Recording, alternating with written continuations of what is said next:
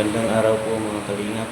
Ngayong araw, reaksyonan natin ang interview ni Kuya Bal sa kay Tatay Biran kung saan patungkol ito sa kasalan ng ITSI.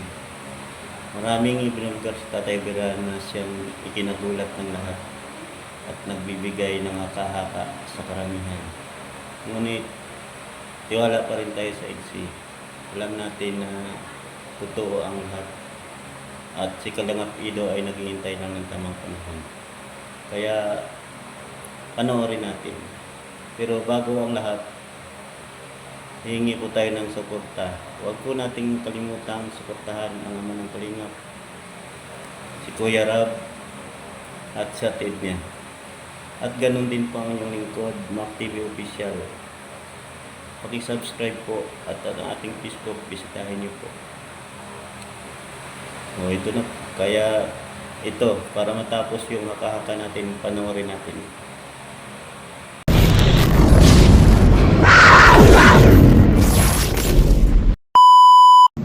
Ano yung bigla ha? Wala mga lagnat. Wala. Ang paedo, no? Ang paedo, nag-aalala. At sa lako pala, maraming gwapo doon. Baka raw palitan si Ido ay. Tama. No? Tama. May classmate na gwapo doon. Yan lang sabi sa akin ni yung pag daw kayo ay ano, bago mag-20, di ba naman 20 edad, no? Oo, 20. May 19 daw, pagdating pakasalan na. Nasa kanila po yan. Ano tayo, payag ka? Nasa, ano po yan, kay Biancy. Ay, tama. Ibig sabihin, hindi Wala talaga namang problema sa akin na, ano, Oo. Ay, kung doon lang talagang pagmamahalan nila, bakit ba? No? bakit natin pipigilan yan, ay sila Hindi naman naman daw pwedeng yung magkara, kuya. Tama na ba yung ipigilan? Oo. wala naman Kasi- makakapigil sa kanila. Talagang sila, ano, nagkagusto. Pero, siyempre, pagka nag-asawa, aalis na dito. Pag-iba ng bahayan. Malulungkot ka niyan. Mapunta na lang po sa, Walang problema sa tatay. Ano? Wala. hindi mo naman po natin pigilan yan. Oo. Hindi sila Ito, madalaw Pero, dito. pabor ka kay Ido, pabor ka. Ayun, wala naman pong, Oo. ano kayo, Ido. Wala kasi- naman masabi doon. Sa akin, ay sus, ay para sa akin, at butong-buto ako. Gawa ng, si Papa Is kasi, Basta sila ang dalawa nagkakagusto. Ano yung problema? Yun mga kalingap, kitang-kita naman natin na pabor si tatay kahit anong plano na susabi ni Kabal. Handa siyang ipakasal si Biancy kahit anong oras basta gusto lang ni Biancy. Ngunit nakiusap lang na patapusin ang pag-aaral dahil yun ang mahalaga pa sa kanila. Kaya kahit magpakasal man ang ITSI, sana patuloy pa rin paaralin si Biancy. Yun lang naman ang hiling nila. Kaya huwag po tayong mag-alala. Alam natin na kaya ni ITSI yan. Kahit hindi pa tapos pag-aaral.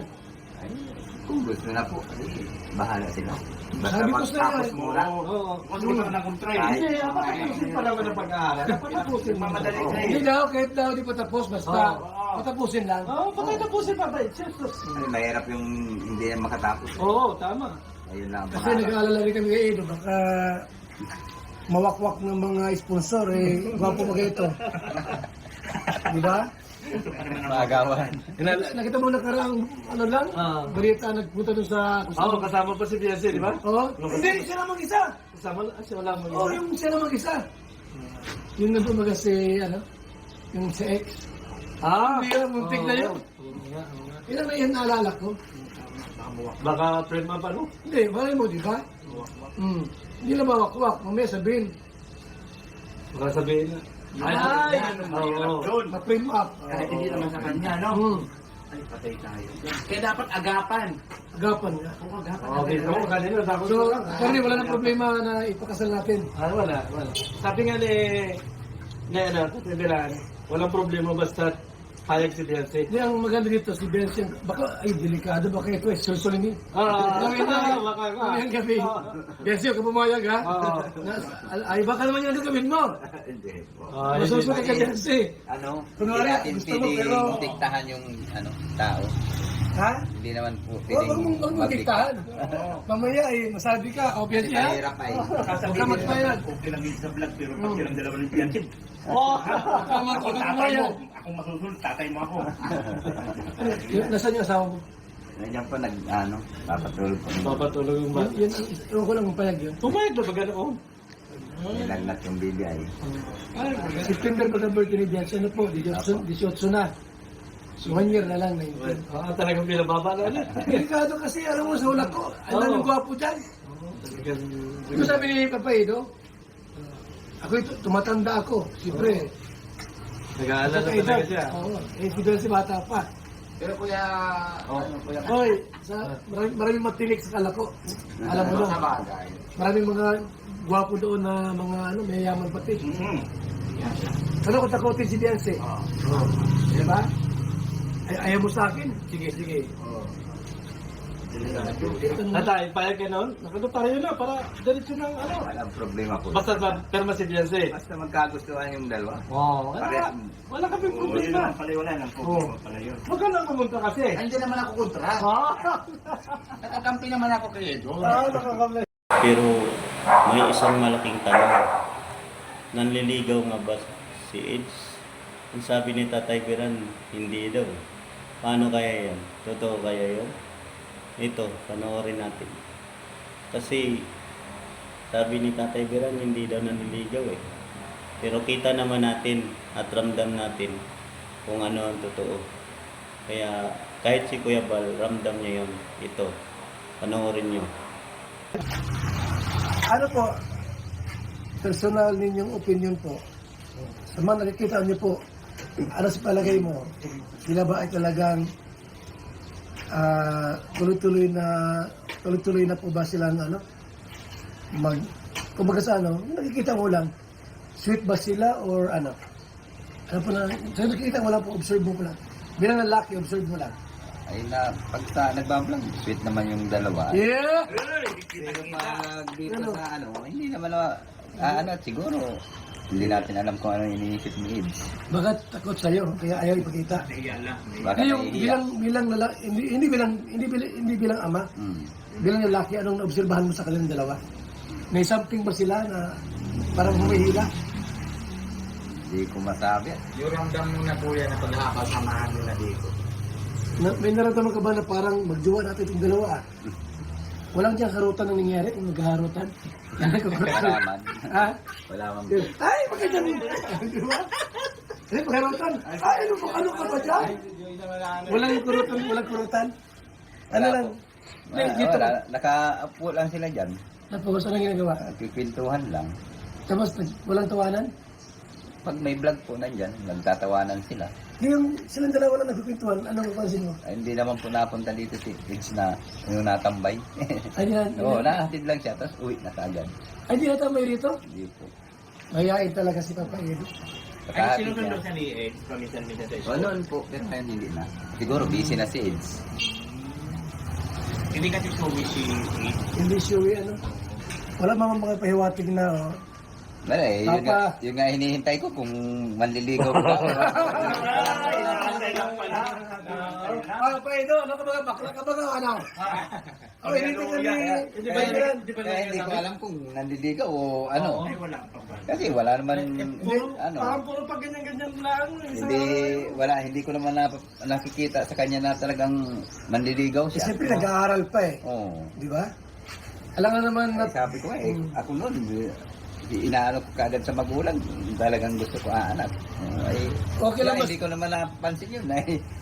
Kung sakali pong Posibleng hindi dumating naman sa time na talagang magkaroon ng ganun, ligawan, tapos pamanikan, okay naman sa inyo na pumunta yung magulang ni Papa Eds dito, usapan yung ano. Eh, nasa dalawa po yan kay Bianca Yes, kay Eds kung magkasundo sila sa Yun. ano.